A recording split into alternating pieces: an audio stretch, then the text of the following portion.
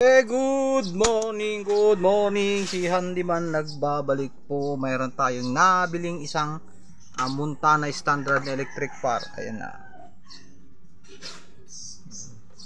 Ito matitibay na electric fan. Nabili natin ng 100 doon sa nagpapalit batya. Ayan o.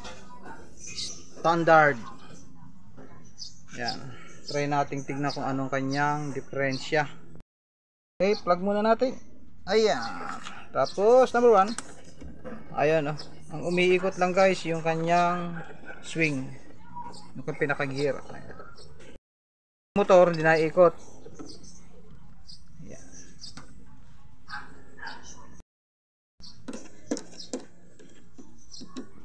Okay guys, ito, bubuksan natin ngayon itong likod niya. Ayan. Ayan.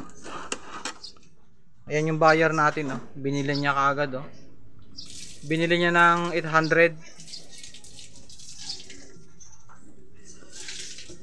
Nagursunadahan niya, antigo daw to, eh. Bebenta raw niya kay Boss Toyo.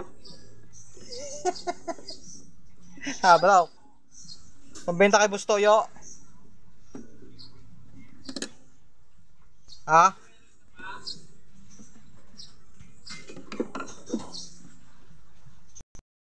Oh, tingnan naman guys ang itsura nito, oh. Ito yung kanyang lock, ba?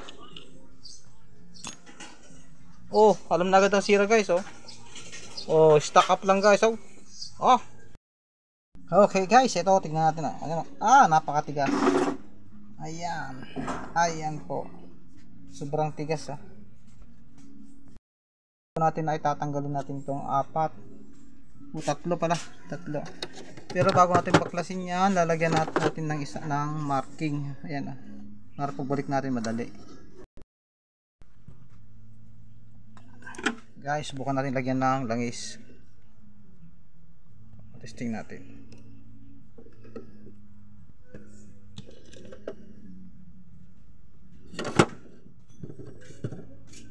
Wala ko umiikot na kanina.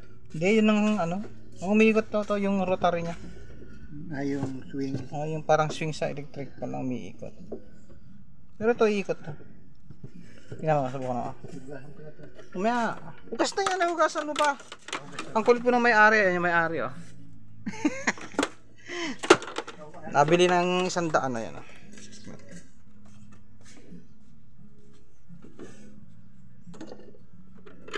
Ayan, oh, guys, umikot. Ayan, oh. Okay. Yan ya. Chamba.